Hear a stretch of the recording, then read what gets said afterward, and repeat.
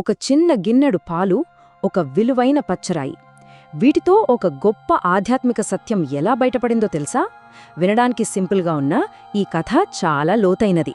ఒక కవి అడిగిన చిన్న ప్రశ్నకి ఒక మహర్షి చూపించిన అద్భుతమైన సమాధానమిది.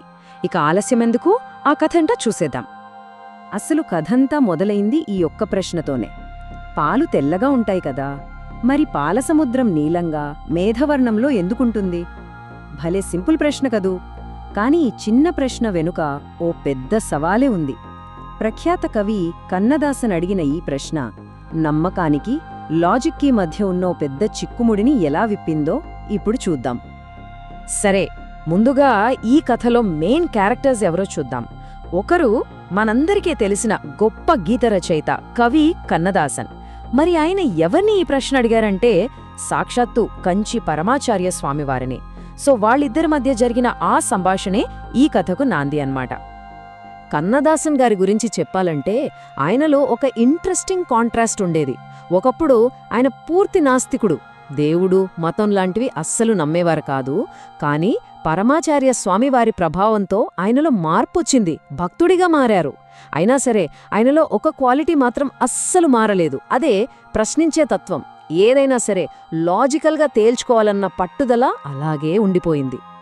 అలాంటి ప్రశ్నించే తత్వంతోనే ఒకరోజు స్వామివారిని కలిశారు.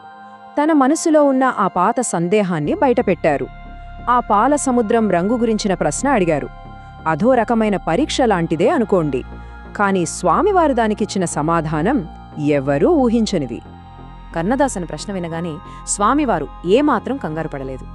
జస్ట్ ప్రశాంతంగా నవ్వి, సంతోషంగా ఉండు, మధ్యాహ్నానికల్లా నీకు జవాబు దొరుకుతుంది అన్నారు.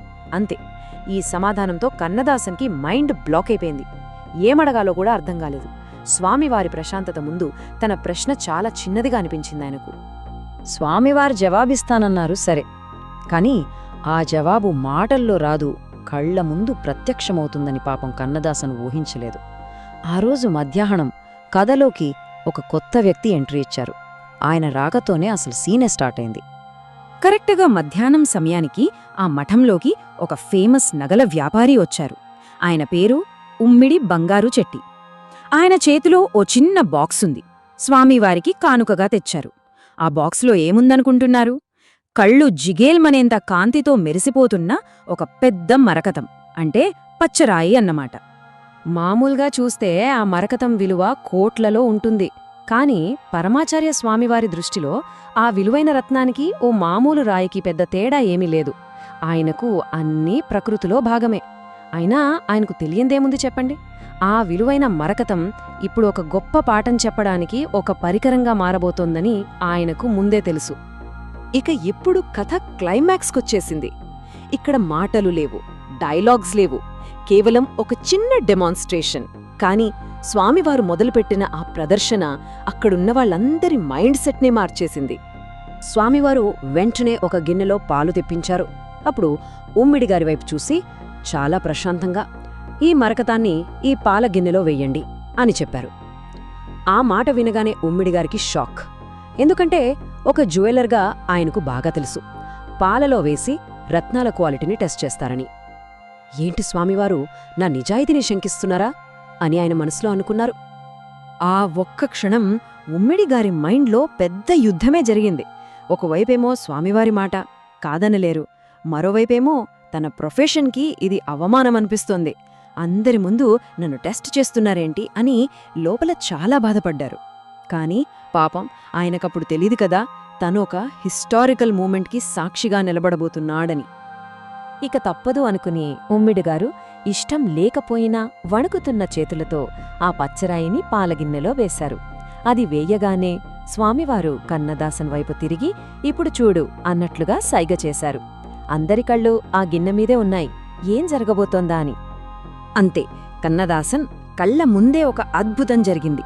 అప్పటిదాకా తెల్లగా ఉన్న పాలు మెల్లమెల్లగా లేత ఆకుపచ్చ రంగులోకి మారడం స్టార్ట్ అయ్యింది. గిన్నె మధ్యలో ఉన్న ఆ మరకతం నుంచి ఒక లైట్, ఒక కాంతి కిరణంలా పైకి వస్తోంది. ఆ సీన్ చూసి కన్నదాసన్కి ఒళ్ళు గగురు పొడిచింది. నోట మాట రాలేదు. అప్పుడు స్వామివారు చాలా నెమ్మదిగా చెప్పారు, చూసావా కన్నదాసా, ఈ చిన్న పచ్చరాయే దాని కాంతితో ఈ పాలకు రంగు ఇవ్వగలిగింది. మరి అనంతమైన ఆ పాల సముద్రంలో పడుకునే ఉన్న సాక్షాత్తు శ్రీమన్నారాయణుడి తేజస్సు ఆ సముద్రానికి తన మేఘవర్ణాన్ని ఇవ్వలేదా అన్నారు. ఇది లాజిక్కి అందని ఎక్స్పీరియన్స్ అంతే. కన్నదాసన్ సందేహం మొత్తం ఒక్క క్షణంలో మాయమైపోయింది. చూడండి, ఆ చిన్న డెమో కేవలం కన్నదాసన్ డౌట్ని మాత్రమే క్లియర్ చేయలేదు, అక్కడున్న ఇద్దరి జీవితాల్ని, వాళ్ల ఆలోచనని కూడా మార్చేసింది. వాళ్ళు ఎలా రియాక్ట్ అయ్యారో చూడండి. ఆ సీన్ చూడగానే కన్నదాసన్ కళ్లలో నీళ్లు తిరిగాయి. కాని అవి దుఃఖంతో వచ్చినవి కాదు, ఆనందంతో. ఆయనలోని సందేహం, అనుమానం అన్నీ పోయి స్వచ్ఛమైన భక్తిగా మారిపోయింది. ఆ ఎమోషన్లో, ఆ క్షణంలోనే ఆయన నోటి నుంచి ఒక అద్భుతమైన పాట మొదటి లైనొచ్చింది. అదే తిరుప్పార్కడలిల్ పళ్ళికొండాయే శ్రీమన్నారాయణ. ఇక్కడ ఇంకో ట్విస్ట్ ఏంటంటే, ఉమ్మిడిగారు కూడా ఏడ్చారు. కాని ఆయన ఏడుపుకి కారణం వేరు. ఆయన ఆనందంతో ఏడవలేదు, పశ్చాత్తాపంతో ఏడ్చారు. అయ్యో, స్వామివారి ఉద్దేశం నన్ను అవమానించడం కాదు, ఒక గొప్ప సత్యాన్ని చూపించడం. నేను అనవసరంగా అపార్థం చేసుకున్నానే అని తన అహంకారానికి, చిన్న ఆలోచనకి సిగ్గుపడి ఏడ్చారు. మరి ఈ మొత్తం కథ నుంచి మనం తీసుకోవలసిన లెసనేంటి? అసలు ఒక నిజమైన గురువు గొప్పదనం ఎలా ఉంటుందో, వాళ్ళు చెప్పే పాఠాలు ఎలా ఉంటాయో ఈ ఒక్క సంఘటన ఎంత క్లియర్గా చూపిస్తుందో కదా. చూసారా, ఆ ఒక్క చిన్న సంఘటన ఎంత పెద్ద మార్పు తీసుకొచ్చిందో. కవిగారి సందేహమేమో ఒక ఎవర్గ్రీన్ భక్తిగీతంగా మారిపోయింది. నగల వ్యాపారిగారి గర్వమేమో వినయంగా మారిపోయింది.